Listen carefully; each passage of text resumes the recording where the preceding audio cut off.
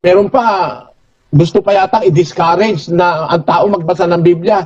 Pakinggan nyo ito. Wala naman akong laban dito sa kaibigang ito, no? Wala akong personal na galit. Wala. Hindi ko naman siya kilala eh. Pero narinig ko lang yung sinasabi niya. Kung malabog yung dibdib ko, ano ba naman kako ito? Nakikinig dito, mga libo-libo rin. Awa-awa naman ang maniniwala rito. Pakinggan nyo sandali.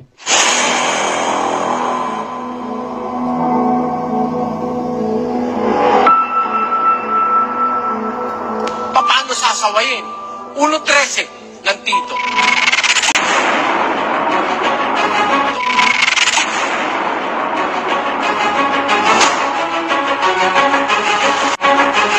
Sawayin mo, may kabaksikan sila upang magpakagaling sa pananampalataya. Gusto mong gumaling ang tao? Pag mali, sawayin. In the name of Jesus! Gusto namin kayong malita. Si Jesus Christ dito na nakatira sa akin.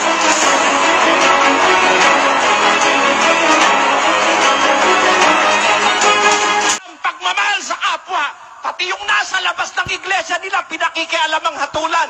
Sa Biblia, ang sabi ni Pablo, sa labas, Diyos ang humahatol. Pag walang o kontra sa mali, lahat ng tao maniniwala sa mali.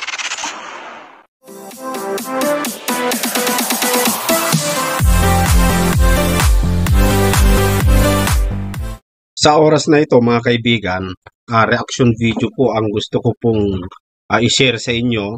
Ito ay video ng ating kapatid na Eli na kung saan ay pinuna niya yung aral ni Bo Sanchez o teaching o ipinapangaral ni Bo Sanchez na ang pagbabasa daw ng Biblia ay hindi nakakapag-grow spiritually. Mantakin mo yon mga kaibigan. Yung isa sa mga aral ni Bo Sanchez na ipinapangaral, ikinakalat, ay yung pagbabasa daw ng Biblia, hindi daw nakakapagpalago spiritually, mga kababayan. Pero ito, nakita o napansin ng ating kapatid Nelly, at ito ang kanyang pupunain. Medyo mahaba po ito, pero kung pagtiyagaan po ninyo mga kaibigan, ito'y isang napakaganda kasi marami kang matututunan po rito. So, para hindi po tayo magluwat, heto po mga kaibigan. Talagang ang Biblia ay nagsasalita ng totoo even before it is discovered by science. Things that God have created according to the Bible ay even before it is understood by humanity, by science, etc. It is the truth. And the Bible can be the basis of every knowledge that teaches the truth. Patunayan po natin yan. Kaya lang, gusto ko ma-discover ng mga tao ngayon with me, with our reading the Bible, na talagang napakalayo natin ngayon sa katotohanan eh. Maraming tao nalayo na ng nalayo sa salita ng Diyos. Nalayo na sa katotohanan. At meron pang naglalayo ngayon. Meron pa, gusto pa yata i-discourage na ang tao magbasa ng Biblia. Pakinggan nyo ito. Wala naman akong laban dito sa kaibigang ito, no? Wala akong personal na galit. Wala. Hindi ko naman siya kilala eh. Pero narinig ko lang yung sinasabi niya. Kung malabog yung dibdib ko, ano ba naman kako ito? Nakikinig dito, mga libo-libo rin. Awa-awa naman ang maniniwala rito. Pakinggan nyo sandali. Should I read the Bible daily?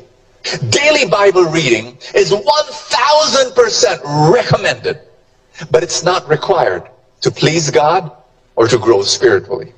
Now, ask me, why? Yun daw, pagbabasa ng Bible is 1,000% recommended. That is exaggeration. Because 100% is the fixed and complete percentage. 100%. Kaya nga yung ginto, pag sinabing 99.99%, it is almost pure. Para gawin mo 1,000%, it is over-exaggeration. Pero ine-exaggerate niya something that he will later on erase. Masasabi ko, isa na naman forma ito ng stupidity o ng katangahan, kagaguhan. Bakit? Recommended daw ang 1,000% ang pagbabasa ng Biblia. But it does not please God. Imagine, isang mangangaral nagsasabi, ang pagbabasa ng Biblia hindi nakakatuwa sa Diyos, hindi nakakapagpalugod sa Diyos. Eh bakit inutos ng Diyos yun? Utos yun eh. Basahin natin ang Timoteo. Ano ba naman itong taong ito? Dahil mo pa naman pinapaniwala eh.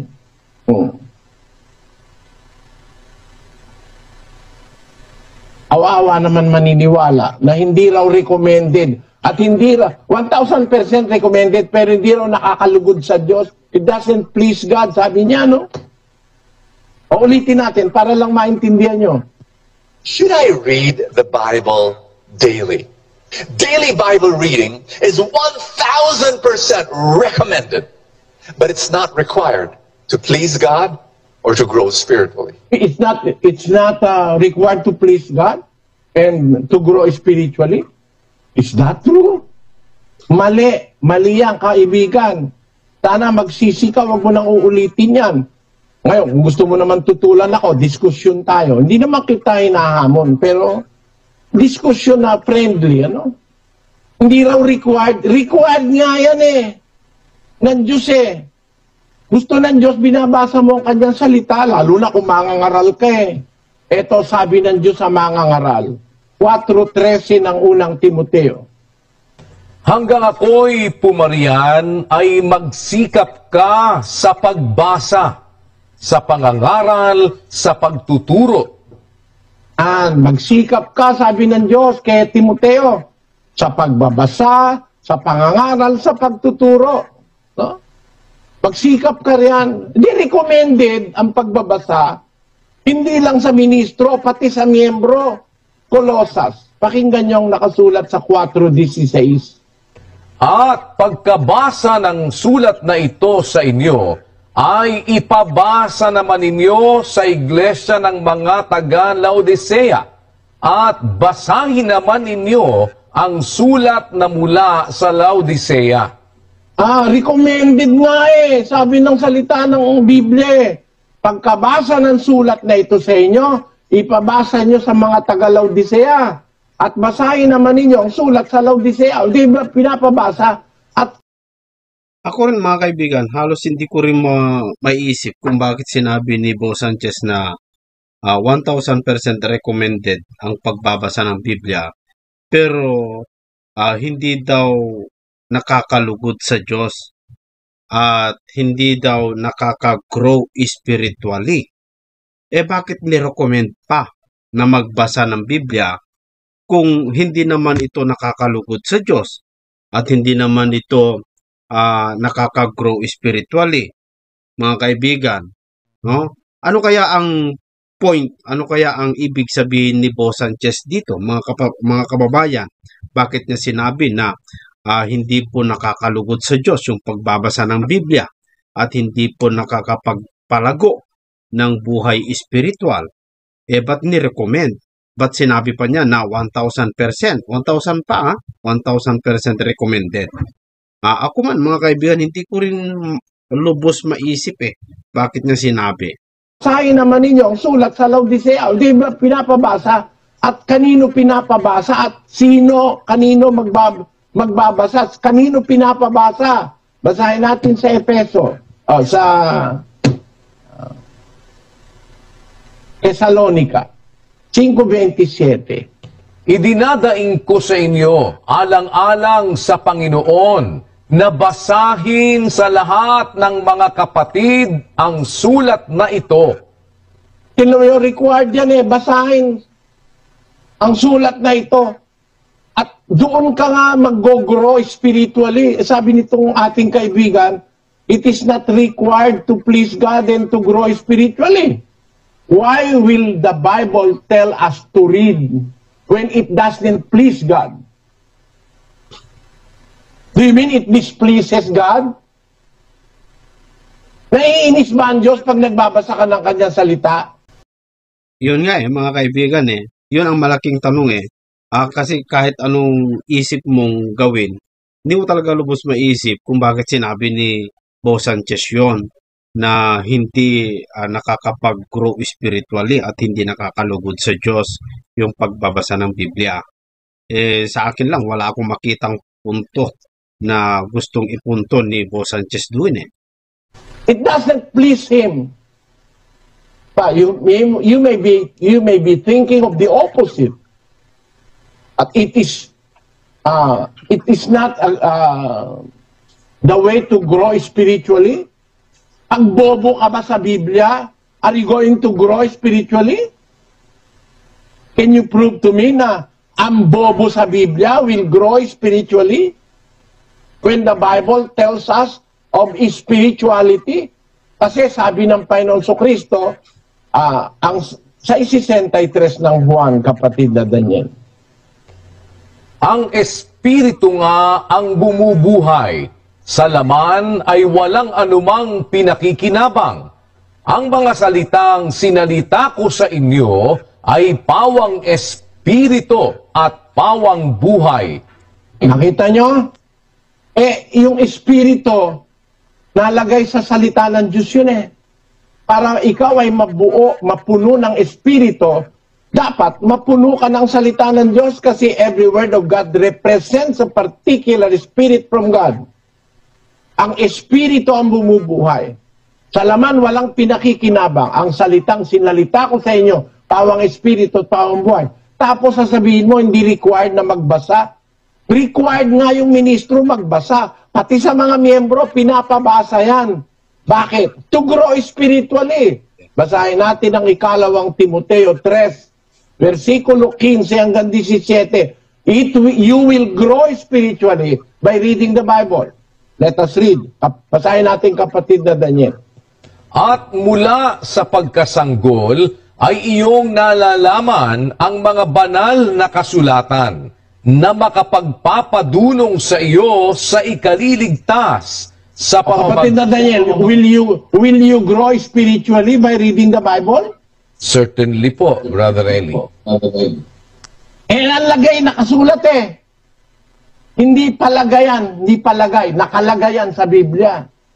Mula sa pagkasanggol, sabi ni Pablo kay Timoteo, sa pagkasanggol sa pananampalataya, sa pagkasanggol sa Christian faith. Kasi si Timoteo ay isang anak ng Grego. Hindi bihasa sa Biblia ang mga Grego nung araw, mga Hudyong nauna.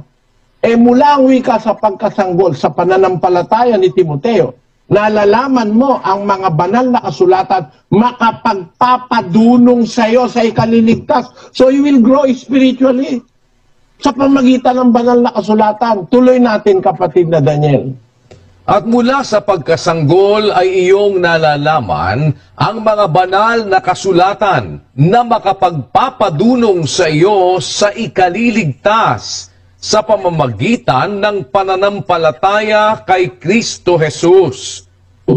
Ang lahat ng mga kasulatan na kinasihan ng Diyos ay mapapakinabangan din naman sa pagtuturo, sa pagsansala, sa pagsaway, sa ikatututo na nasa katuwiran. Ang kasulatan, ikatututo sa katuwiran, and you will grow spiritually. Tapos, sa 17, kapatid na Daniel. Upang ang tao ng Diyos ay maging sakdal, tinuruang lubos sa lahat ng mga gawang mabuti. Nakita nyo, ang tao ng Diyos para masakdal, to grow spiritually, to grow into perfection, that the man of God may be perfect, thoroughly furnished unto all good works. In what works? Works that the Bible teaches us. Works that came from God. Sabi sa Biblia, all scriptures inspired of God is profitable for doctrine, for reproof, for correction, for instruction in righteousness. Kaya para sabihin ngayon ng isang umaakay sa kapwa na Hindi kailangan ng pagbabasa ng Biblia to grow spiritually. At hindi nakakatuwa sa Diyos. Hindi raw nakaka-please ng Diyos ang pagbabasa ng Biblia. Katarantaduhan niyang salita na yan. Hindi ko sinasabing tarantado ito, ha? Ang sinasabi ko, yung sinasabi niya, At saka yung pagbabasa, mga kaibigan, miski sa secular ay kapag marami kang nababasang libro, marami kang binabasa, umaangat yung antas ng iyong pagkaunawa at kaalaman ganun din sa pagbasa mo sa mga banal na kasulatan, yung buhay spiritual, yung buhay mo sa spiritual, lalago yan. Kaya mali talaga dito si Bo Sanchez, mga kaibigan, na yung pagbabasa ng Biblia, miski required 1,000%, pero hindi nakakalugod sa Diyos at ito'y hindi nakakapag-grow spiritually. Napakalaking kamalian yon, mga kaibigan. tarantaduhan yon. Na hindi natutuwa ang Diyos pag nagbabasa ka ng Biblia. Utos nga niya yun sa mga ngaral magbasa. Yeah. Ano ang sabi ng Diyos sa mga nagbabasa at umuunawa sa Biblia? Apokalipsis 1:3. Mapalad ang bumabasa at ang nakikinig ng mga salita ng hula at tumutupad ng mga bagay na nangasusulat doon, sapagkat ang panahoy malapit na. Napalad pa nga yung bumabasa Yes. Tapos ito kayo ng mga ngaral na nangahas magbasa magturo ng Biblia, umakay ng kapwa, humingi ng pera, humingi ng ikapo, yumaman dahil sa taong tinuturuan niya. Tapos sasabihin mo ngayon ang isang bagay kontra sa Biblia. Kung ako miyembro mo, iiwanan kita. Bakit? Sukat sabihin mo yan? Kontra sa Biblia yung sinasabi mo, ulitin natin. Hindi ako galit sa kanya, mga kababayan. Galit ako sa sinabi niya dahil laban sa Biblia. Should I read the Bible daily? Daily Bible reading is 1,000% recommended, but it's not required to please God or to grow spiritually. Kita mo katangahan yan? You will grow spiritually by reading the Bible. Papalad ang bumabasa. Sukat sabihin mong hindi required. Nire-require nga, pinapabasa nga Basahin sa lahat ng kapatid. At kung yung mga unang Kristiyano tumutupad, binabasa ba nila araw-araw ang Biblia? Basahin natin sa isang talata ng Gawa, 17 Gs. At pagdakay pinayaon sa gabi ng mga kapatid si Pablo at si Sila sa Berea, na nang dumating sila doon ay nagsipasok sa sinagoga ng mga Hudyo. Ngayon lalong naging mararangal ang mga ito kaysa mga taga-Tesalonika, sapagkat tinanggap nila ang salita ng buong pagsisikap at sinisiyasat sa araw-araw ang mga kasulatan, kung tunay nga ang mga bagay na ito. Araw-araw. Itong mga taga-Berea, naging lalong marangal sa harapan ng Diyos kesa sa mga taga-Tesalonika. Kasi nung tanggapin nila ang salita nitong mga taga-Berea, sinisiyasat nila araw-araw ang mga kasulatan. Do they read the Bible daily? Tapos ito ngayon ang mga ngaral sa atin. Tapang naman ang ano nito. Ang tapang naman ang lakas naman ang loob nitong magsabi na hindi raw nakakalugod sa Diyos ang pagbabasa ng Biblia at hindi raw nire-require. Naku kapatid, kung kaharap ako nung sabihin mo yan, mapapahiya ka sa harap ng miyembro mo, tatanungin lang kita. Saan mo binasa yon? Ano nang batayan mo na hindi nakakalugod sa Diyos ang pagbabasa ng Biblia at hindi nire-require? Bakit ang mga unang Kristiyano nire-require na magbasa at bumasa? Bakit? Ibig sabihin, magkaiba na ba Kristiyano ngayon sa kanong una? Hindi ba ang sinusunod nila noon si Kristo? Ikaw, sino susundin? Ikaw na. O, tingnan natin ang kanyang dahilan. Bakit daw hindi required ang pagbabasa ng Biblia at hindi raw nakakalugod sa Diyos? Tuloy natin. Please God or to grow spiritually? Now, ask me, why? You want to know? Here's my first answer.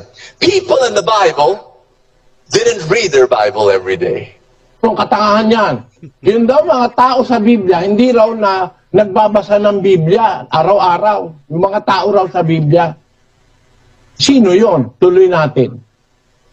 Didn't read their Bible every day. Abraham and Jacob and Isaac. Yun daw si Abraham, si Isaac, si Jacob. Hindi raw nagbabasa ng Biblia araw-araw. Eh kung di ka ba naman talagang, ano kaya ang sasabihin kong klase ng tao ito? Oh? Hindi ako galit sa'yo personally, ano? Pero panliligaw yan eh. Sabi mo si Abraham, si Isaac, si Jacob, hindi nagbabasa ng Biblia. Paano babasahin yung Biblia? Wala pa Biblia nun.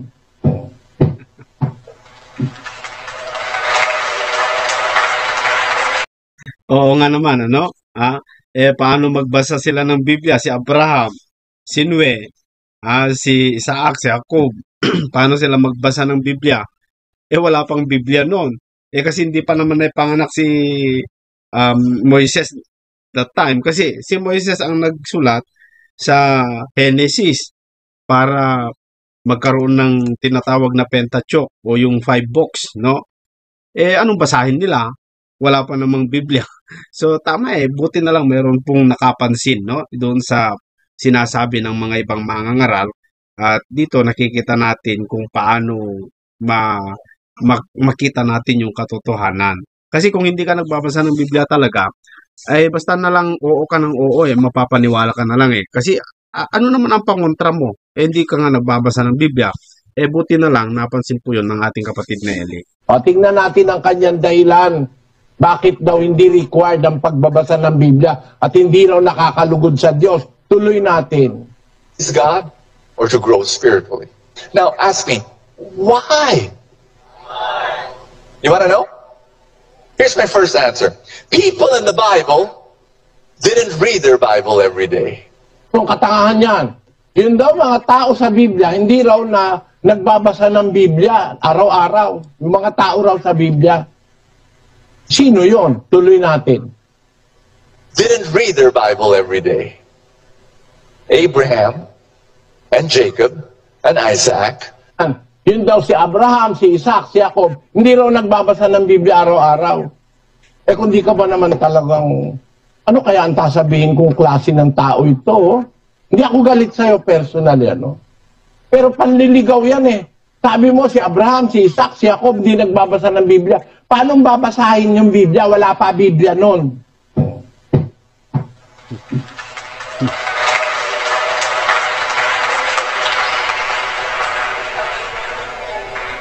Bakit wala pa Biblia nun? Kasi nakikipag-usap ang Diyos sa kanila sa pamamagitan ng mga anghel at ng mga kasangkapan ng Diyos. Nakikipag-usap ang Diyos sa kanila. Nalalaman nila ang kalooban ng Diyos. Magitan ng mga mensahe, dinadala ng anghel. Kinakausap si Abraham ng anghel, kinakausap si Isaac, kinakausap si Jacob. At ang Biblia po, nasulat lang ng kaapu-apuhan ni Abraham. Ang unang-unang nagsulat ng unang aklat sa Biblia, si Moises. Kaapu-apuhan na ni Abraham yon. 500 taon nang pagkatapos ni Abraham, mahigit na 500 taon na bago lumabas si Moises. Kaya nung panahon ni Abraham, wala pa Biblia. Kasi ang unang aklat ng Biblia, ang Genesis at Deuteronomio, yung 5 na yon, na sinasabi 5, pero dati isa lang yun Yung 5 na yon, isinulat yon, mahigit sa 500 taon pagkamatay ni Abraham.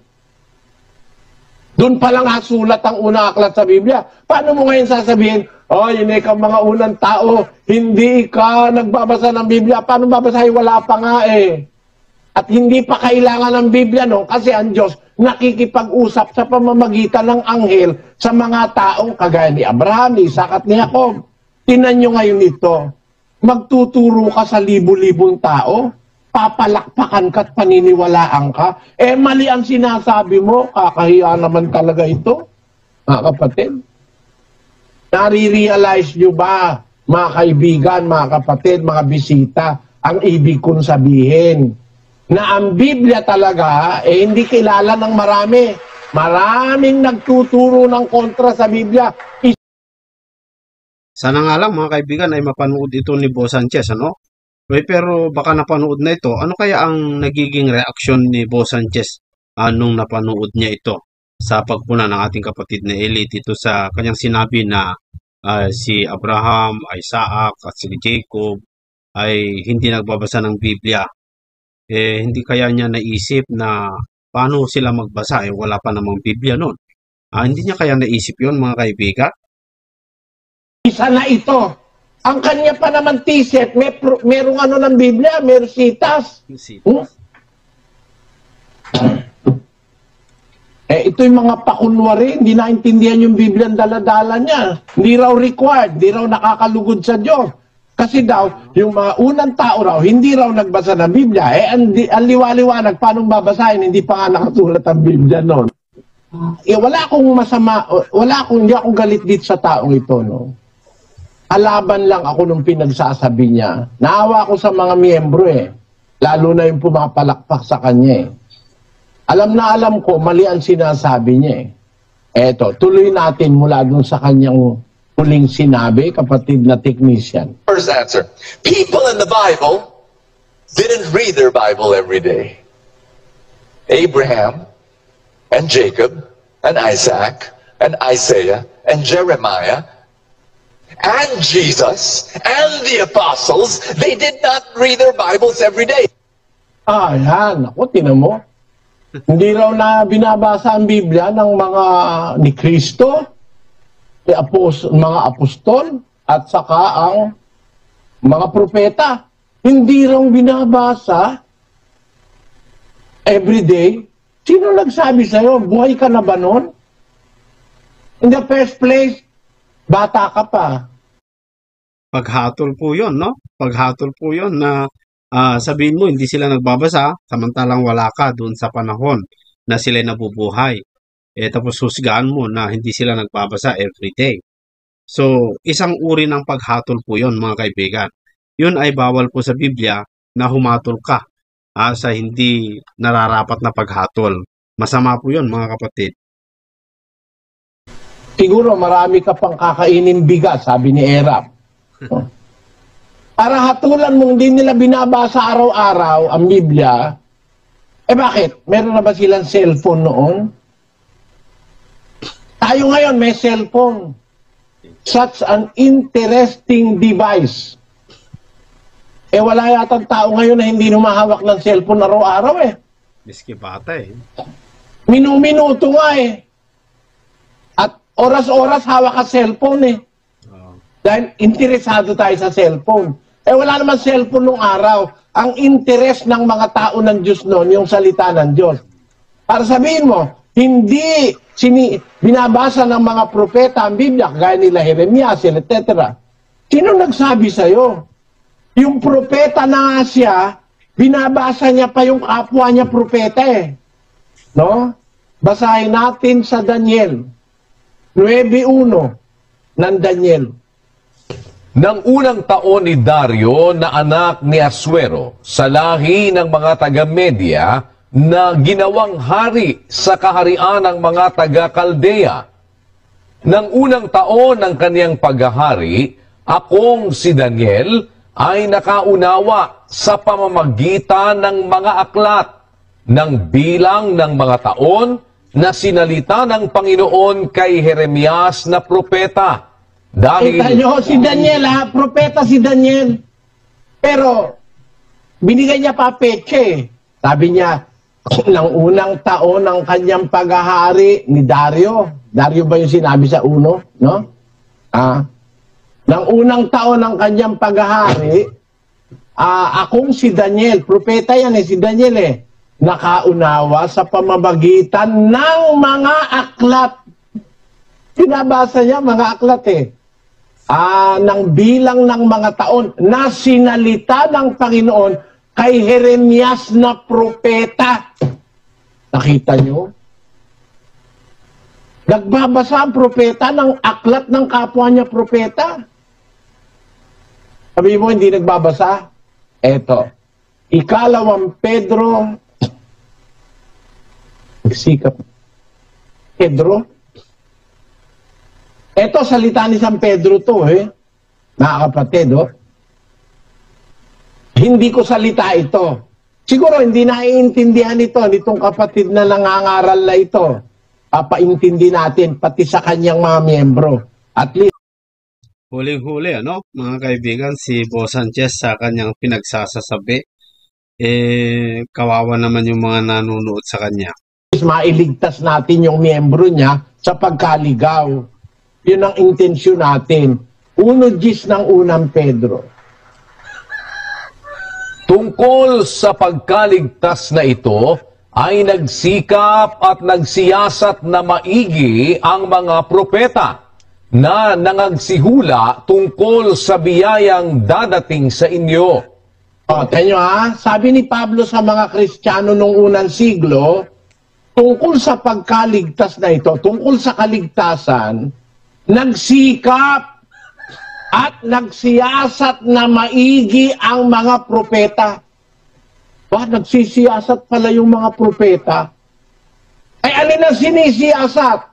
Di yung kasulatan. Basahin natin ng tuloy sa 11. Na sinisiyasat ang kahulugan kung ano at kailang panahon itinuro ng Espiritu ni Kristo na sumasa kanila ng patotohanan ng una ang mga pagbabata ni Kristo at ang mga kaluwalhatiang hahalili sa mga ito. Tanyo, sinisiyasat ang kahulugan ng mga nakasulat sa kasulatan kung ano at kailang panahon ng patotohanan ng una ang pagbabata ni Kristo. Pati yung pagkapanganak ni Kristo, pati yung pagbabata ni Kristo, pati yung lahat ng gagawin ni Kristo. Sinisiyasat ng mga propeta yon. At pati mga apostol, nagsisiyasat din ng Biblia yan. Para sa Dito nahuli po si Bo Sanchez na hindi siya nagsisiyasat. Bakit? Kasi sinabi niya hindi nagbabasa miski ang mga apostol, si Kristo. Pati si Kristo pinagbintangan hindi po nagbabasa ng mga ng Biblia, no? At yung mga propeta. Pero dito sa video na ito, napatunayan ng kapatid ni Eli na yung mga alagad ay nagsisiyasat. Ibig sabihin, pinapatunayan nila o sinisiyasat nila yung mga bagay na katotohanan. Sabi mo hindi nagsisiyasat, nagbabasa araw-araw. Yung nagsisiyasat, talaga nagbabasa yon. At habang may pagkakataon, nagbabasa yung mga yon. Katunayan, basahin natin ang Lucas 24.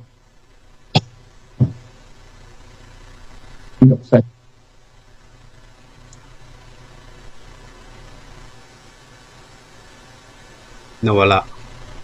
4:44. At sinabi niya sa kanila, ito ang aking mga salitang sinabi ko sa inyo, nang ako'y sumasa inyo pa, na kinakailangang matupad ang lahat ng mga bagay na nangasusulat tungkol sa akin sa kautusan ni Moises at sa mga propeta at sa mga awit. Nang magkagayoy, binuksan niya ang kanilang mga pag-iisip upang mapag-unawa nila ang mga kasulatan. Ayan, nagsisiyasat mga apostol, mula dun sa paaklat ni Moises, sa awit, sinisiyasat, binabasa nila lahat ng mga aklat na available nung panahon nila. At ang ginawa ng Panginoon, binuksan niya ang kanilang pag-iisip para maunawa nila ang kasulatan. Kasi meron naman kasi nagbabasa, hindi nakakaunawa. Pag hindi ka binuksan ng Diyos ang isip mo, hindi mo maunawa Kaya na lamang po ni Bo Sanchez, mga kaibigan. Kaya tinan nyo ang sabi sa 2 Korinto 3:14. Datapwat ang kanilang mga pag-iisip ay nagsitigas, sapagkat hanggang sa araw na ito, pagka binabasa ang matandang tipan, ang talukbong ding iyon ay nananatili na hindi itinataas, na ito'y naali sa pamamagitan ni Kristo. Datapwat hanggang sa araw na ito, kailanmat binabasa ang mga aklat ni Moises, ay may isang talukbong na nakatakip sa kanilang puso. Meron pa lang naman basa ng basa, pero hindi naintindihan kasi may talukbong ang kanilang puso. Kaya ang Biblia talaga binabasa yan eh. Hindi lang ng mga propeta, hindi lang ng mga apostol, pati yung mga taong hindi nakakaunawa bumabasa rin eh. Pero pagka nakita ng Diyos, genuine ang interest mo, meron kang tama o talagang masiding pagnanais, makaalam ng kanyang salita, tutulungan ka niya sa pagbasa, bubuksan ang pag-iisip mo. Ito nga ito nga isang tao nagbabasa, hindi lang siguro araw-araw ito eh. Lahat ng pagkakataon, nagbabasa siya eh. Basahin natin sa isang talata ng Gawa, Kapitulo 8. Ito ang sinasabi ng ulat ni San Lucas. 8:26.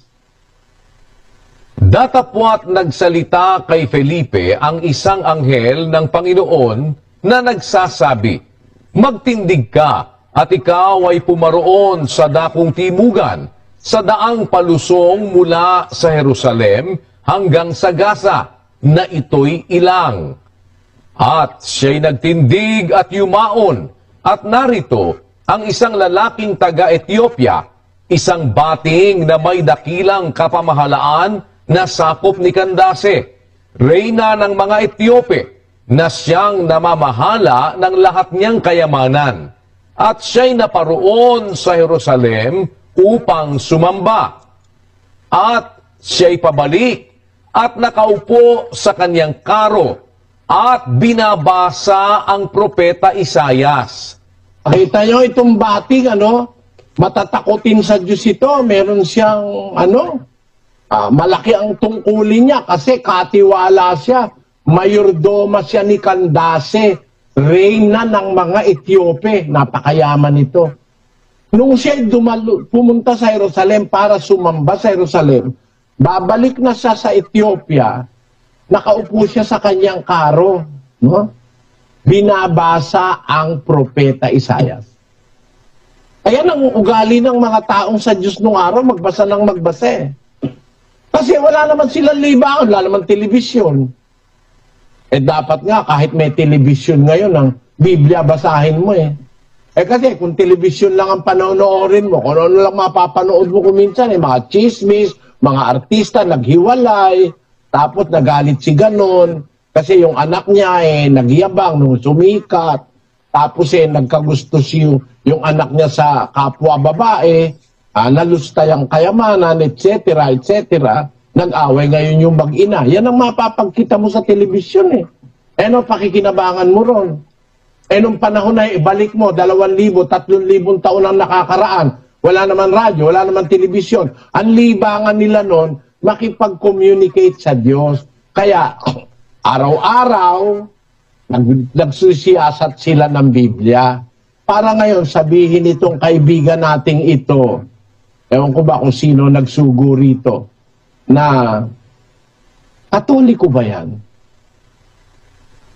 Born again. Kahiya naman, mga born again. Huwag kayong maniniwala sa ganyan sinasabi, wala sa Biblia. Hindi raw nakakalugod sa Diyos ang pagbabasa ng Biblia at hindi raw nakakatulong para ikaw ay umunlad sa espiritualidad. Si Boss Sanchez, mga kaibigan, ay isa sa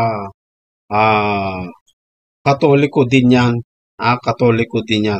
Ang pagkaalam ko din ay siya po ay isang born again kasi ayon sa ating kapatid na Eli. Pero kahit si kapatid na Eli, hindi niya rin alam na Katoliko din po pala si Boss Sanchez. Kasi mga kaibigan, itong mga Katoliko, napakarami po sila pati yung El Shaddai, Katoliko, si Boss Sanchez, Katoliko, yung Palmarian Church, Katoliko din yun Miski yung Orthodox, pare-pareho lang din no, mga kaibigan, pare-pareho ang kanilang mga teaching. At ang isa sa mga teaching na ipinapangaral ni Bo Sanchez ay yung hindi ka mag-ika po, nagkakasala ka. Yun din ang isa sa mga teaching ni Bo Sanchez. Katoliko din yan mga kaibigan. Mali yan, sigurado, kontra sa Biblia sinasabi niyan. Pero meron pa ba tayong pwedeng ipakita? Ha?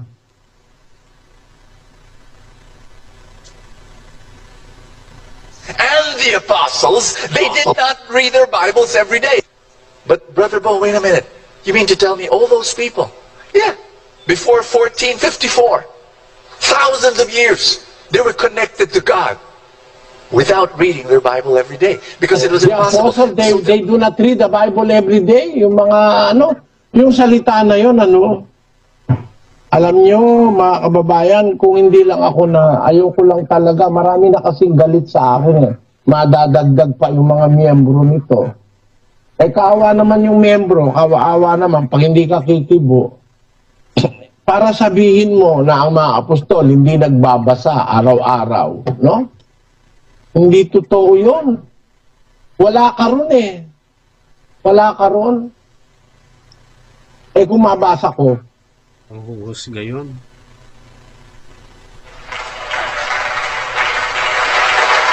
Paghatol yun. wala rin ako ron. Gaya ng wala ka ron. Pero huwag mong hatulan na hindi sila nagbabasa araw-araw. Bakit? Pagka kasi tinanggap ko yon, lalabas ba? Mas maano pa ako sa mga apostol? Ako kasi araw-araw nagbabasa ako ng Biblia eh. O di ba ngayon lang nagbabasa ako Sis Luz eh. Mula nung makilala mo ako, Sis Luz. Opo, Brad Eli. Tigil na ba ako sa pagbabasa sa Biblia? Ano po, Brad Eli? Mula nung makilala mo ako, nung may uhog ka pa. Opo, Brad Eli. Talaga pong wala Tigil na ba ako sa pagbabasa sa Biblia? Ilang taon na ba kitang kasama? Matagal na po sa iglesia. Nasa 39 na po ako. Bago po ako naanib, kasama ko na po kayo. At tama po, yung bata pa ako, naririnig ko na po kayo, tinuturuan nyo na po kami. Kaya nga ako natutong magbasa din ng Biblia dahil po kay Brad Eli na nagbabasa siya ng Biblia, tinuturuan niya kami. Nagbabasa po talaga siya. Bata pa kami niyan. Ang masasabi ko, araw-araw nagbabasa ako dahil araw-araw nangangaral ako eh. For the last 55 years. Para ngayon tanggapin ko na ang mga apostol di nagbabasa araw-araw. Ano mo natiyak na hindi sila nagbabasa araw-araw? Nandun ka ba? O ako, matitiyak ko sa'yo. Si Sis Luz, may saksi ako. Si kapatid na Daniel, may saksi ako. Halos araw-araw ng buhay ko, nagbabasa ako ng Biblia eh. Eto na ngayon na resulta, yung alam ko, hindi mo alam. Kaya nagsasalita ka mali. Yun lang.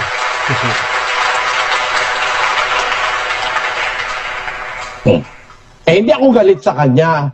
Naawa lang ko sa mga miyembro niya. Imbis na i-encourage niyang magbasa ng Biblia, gaya ni Pablo, para bang dinidiscourage mo pa na hindi naman makakalugod sa Diyos yan. Sabihin mo na lang, mag-cellphone na lang kayo, malulugod ang Diyos sa inyo. Baka yun ang gusto mong sabihin. Kesa magbasa ng Biblia, mag-cellphone na lang. Mali yan, kapatid.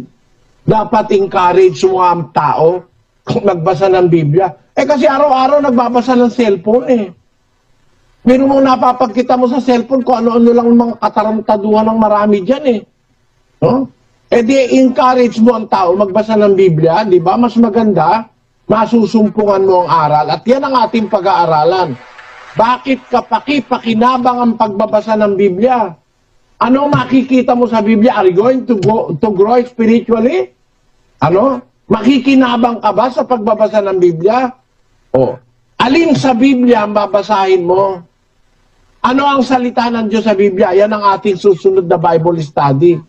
Kasi, meron nga, hindi nakakaintindi nung babasahin niya. Kaya siguro, kung ano-ano pinagsasabi. Kagaya niyan, sabihin mo ba namang ang mga apostol hindi nagbabasa ng Biblia araw-araw? Paano mo natiyak yun? na hindi sila nagbabasa ng Biblia araw-araw, inatasan sila ng Diyos na ang lahat ng kasulatan mapapakinabangan sa pagtuturo, sa pagsansala, sa pagsaway. Ang tao ng Diyos upang maging sakdal, tinuro ang lubos sa lahat ng gawang mabuti na nanggaling sa kasulatan. Kaya nga, ang sabi, mula sa pagkasanggol, iyong nalalaman ang banal na kasulatan, makakapagpadulong sa iyo. Kaya ang mga apostol nagbabasa, si Kristo nagbabasa rin. Sabihin mo hindi nagbabasa si Kristo. Basahin natin ang 4:16 ng Lucas. At siya'y napasa Nazaret na kanyang nilakhan, at ayon sa kanyang kaugalian, siya'y pumasok sa sinagoga ng araw ng Sabat at nagtindig upang bumasa. Yan. Tamo, kaugalian na ni Kristo, pumunta sa sinagoga para bumasa. Kasi noon ang Biblia ay nasa mga sinagoga iniingatan. Wala namang maraming Biblia, no? Nasa bahay-bahay meron ka makikita. Mahirap nun ang mag-produce ng Biblia kasi sulat kamay lang, walang imprenta nun eh. Kaya ang karamihan sa Biblia, nasa sinagoga may tagapag-ingat. No? Ang ginagawa ng Panginoon Kristo, pumupunta siya sa sinagoga para magbasa, binabasahan niya yung mga tao. Tapos, tuloy. At ibinigay sa kanya ang aklat ng propeta Isayas, at binuklat niya ang aklat, na nasumpungan niya ang dakong kinasusulatan. Binigay sa kanya aklat, binuksan niya, at kanyang binasa yung dakong kinasusulatan ukol sa hula sa kanya. Nung matapos siyang magbasa at magpaliwanag, anong nangyari sa 19?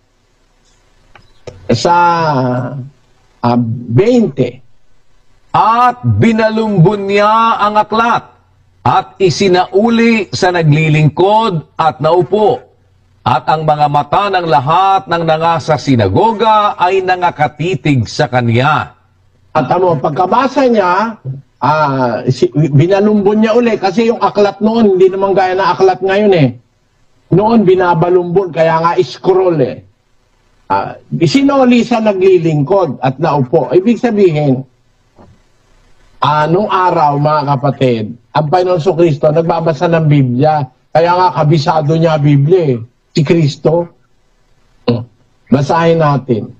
Sa isang talata ng Biblia, kaya lang kailangan talaga nagbabasa ka eh. Ito yung hindi nagbabasa, hindi niya alam yung binabasa ko. Kasi kung itong binabasa ko, alam niya, di niya sasabihin yun eh. No? Si Kristo yung nagbabasa eh. Mateo 19, versikulo 4. At siya'y sumagot at sinabi, hindi ba ganinyo nabasa na ang lumalang sa kanila buhat sa pasimula ay sila'y nilalang niya na lalaki at babae? Yung nabasa na ang lumalang sa kanila, dapat magbasa ka talaga. Sinasabi ni Kristo, hindi nyo ba nabasa? Nakasulat yan eh. Binasa ko na nga yan eh.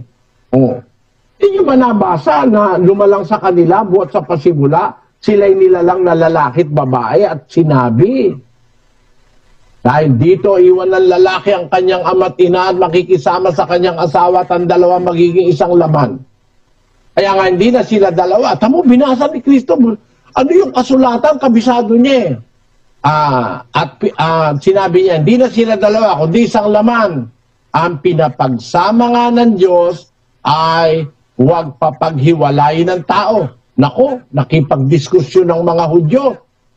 Sinabi niya sa kanila, sinabi nila sa kanya, bakit ipinag-utos ni Moises magbigay ng kasulatan sa paghiwalay at ihiwalay ang babae?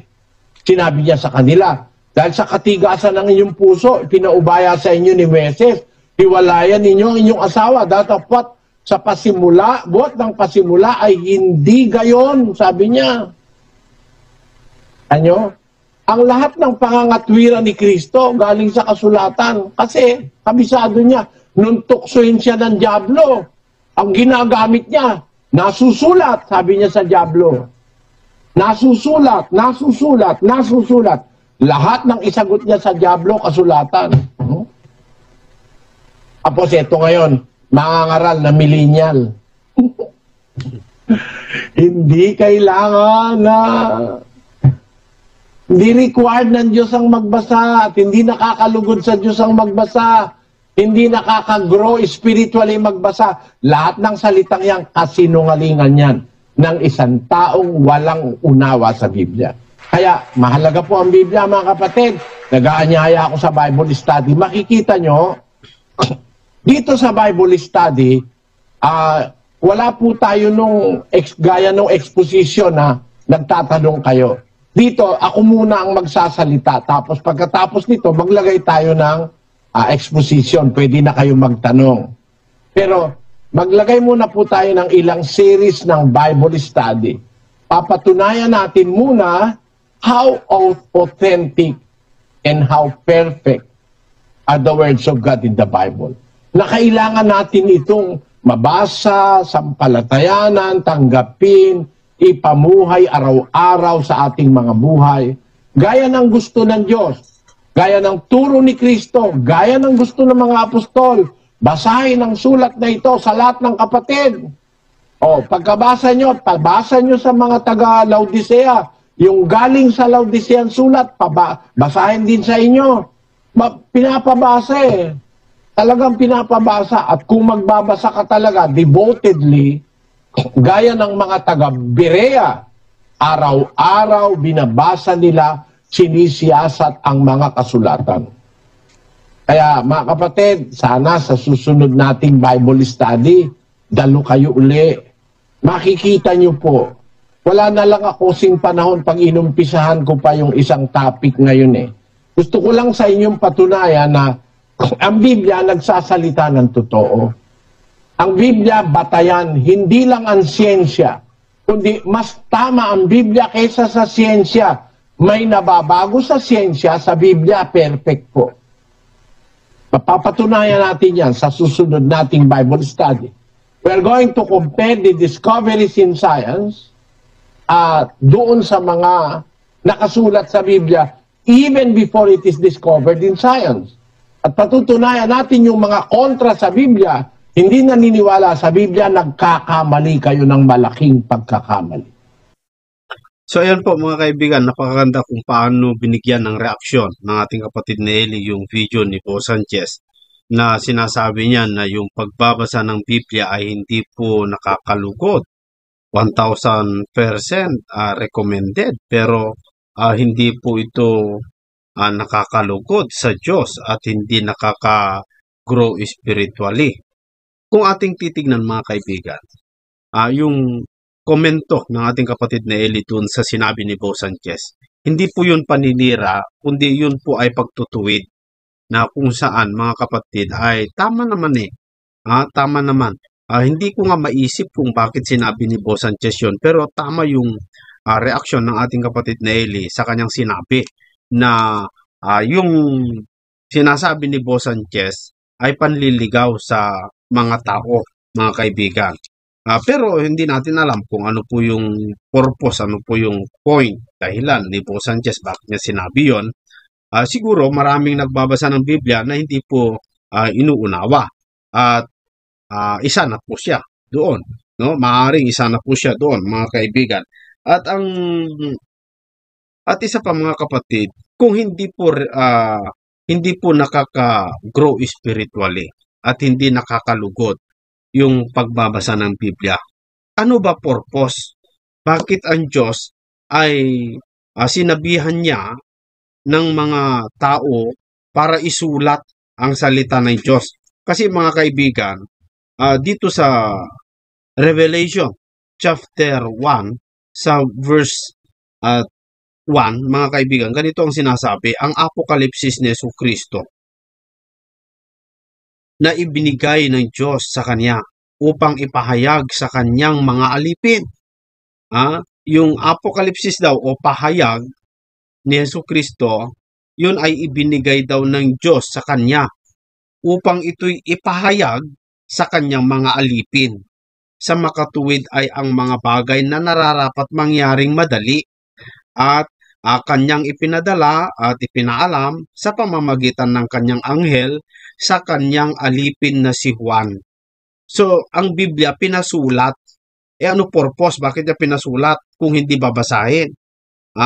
At kung babasahin, ano purpose? Bakit mo basahin kung hindi ka naman din lang lalago? Yung lalago ay yung pagkaunawa mo tumaas, dumami ang pagkaunawa mo sa bagay na espiritual. Pero yan ay kinokontra ni Bo Sanchez. Ano gagawin? Doon sa sulat, doon sa pinasulat ng Diyos, ano gagawin, mga kaibigan? Di ba pinapabasa yon? Dito sa verse 10, ganito ang sinasabi, ako'y nasa espiritu ng araw ng Panginoon, sabi ni Juan, na narinig ko sa aking likuran ang dakilang tinig.